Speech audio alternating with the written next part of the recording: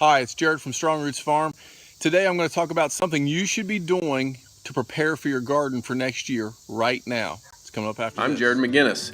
Live in Southern Ohio with my awesome wife Jenny. We have 4 sons, Colt, Gideon, Ruger, and Gatlin. This is a story of how we sold our new home in the suburbs, purchased an old, unserviceable farm, and began to transform it into a local food source for us and our local community. We're on a mission of faith, family, and healthy food. Please subscribe and come with us on this journey.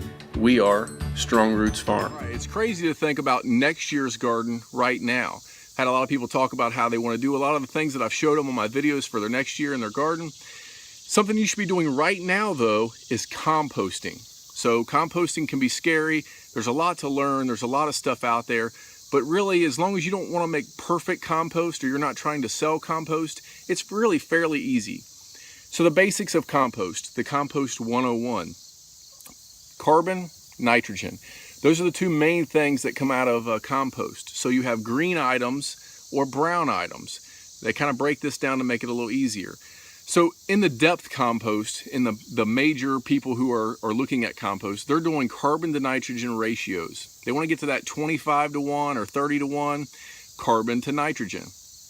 If you try to break this down and do the math, it can be done, but it becomes a little more in depth and it becomes a little scarier. So you're measuring stuff, you're taking buckets or whatever you're doing, and it's a lot of thought. You don't have to get that in depth with it for a home gardener or even for somebody who's trying to grow a little larger style greenhouse or a garden.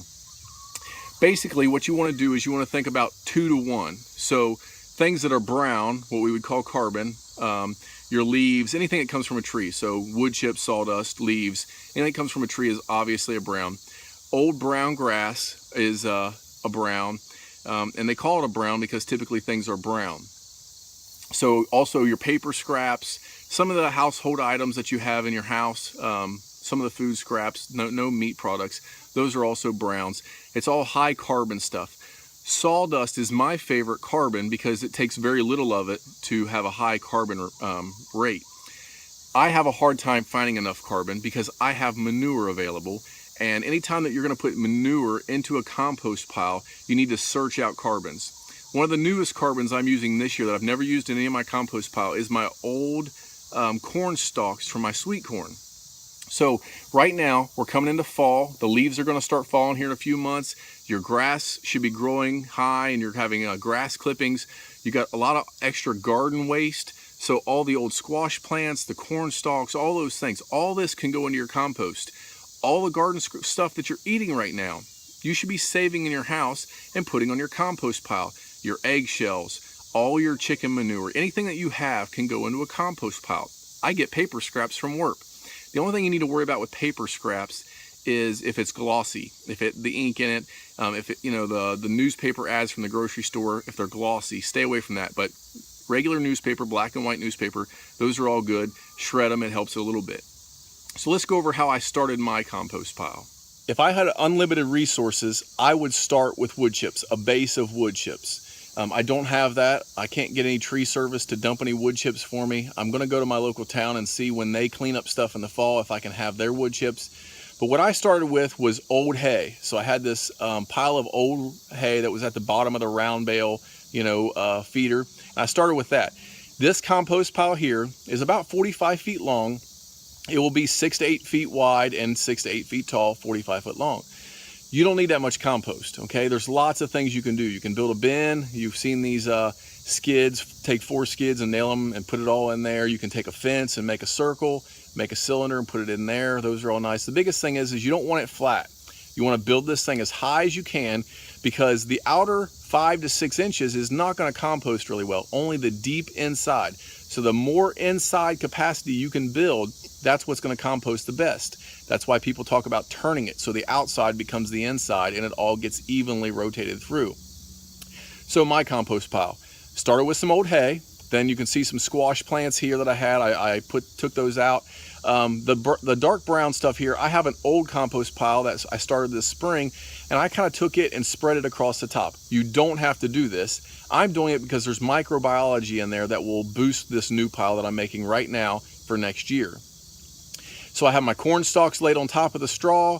I have some cucumbers that went bad. I got our house scraps that I'm gonna go get, coffee grounds, all those things, eggshells. I'm gonna put that all the way over top of this. And then a lady tonight gave me a trailer load of horse manure. So I'm gonna put that on here right now. In fact, I've got about 10 of these coming. So as I get these loads of horse manure, I'm gonna put them on top of this, and then I'm gonna try to find browns to mix in with it. Horse manure is not a very hot manure, meaning it's not super high in nitrogen like chicken manure. Chicken manure is the highest.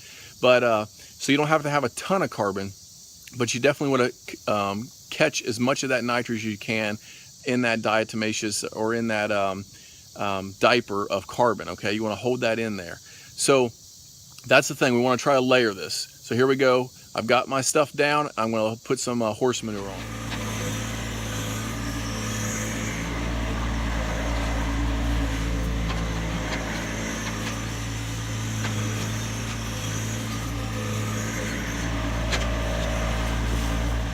All right, so I got all the manure out. Next, I'm gonna put some paper scraps I got from work this week, just shredded paper scraps. Just gonna throw that on there. I'll go over and I'll get a few more scoops of my old compost to kind of keep that going and blend that in. Tomorrow I'll finish pulling out all that old corn stalks, and I'll cover that again before I put more manure down. Just keep layering like this, browns, greens, browns, greens. The other thing you need is water. So I will take the hose tonight and I'll spray all this paper down, make sure it doesn't blow away. And as I cover it up to keep it from blowing away, it'll go. So oxygen, water, carbon, and nitrogen, that's all you need. What if you say, Jared, I don't have a big tractor with a bucket or a small one like I have. Jared, I don't have a lot of manure, I don't have any of that stuff. Okay, you're in town, whatever you got. Here's the 3 things that everybody has that you should put in your compost: grass clippings, leaves, and household items such as lettuce, apple peels, banana peels, anything that's a fruit or a vegetable product that you cut off, old stuff, spaghetti sauces is fine, anything like that. And then coffee grounds, you can put all that in there, mix all that together. Household products, leaves, grass, that's all it takes. Mix all that in, pile it up as high as you can, put it in a bin, whatever you gotta do.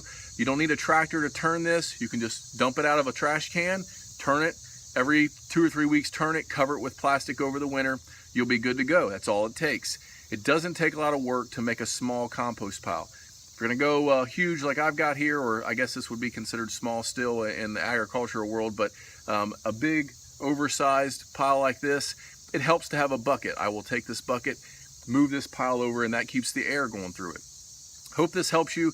Keep watching us, keep subscribing and viewing our channel. We appreciate everything. Tell your mama and them. Thanks a lot.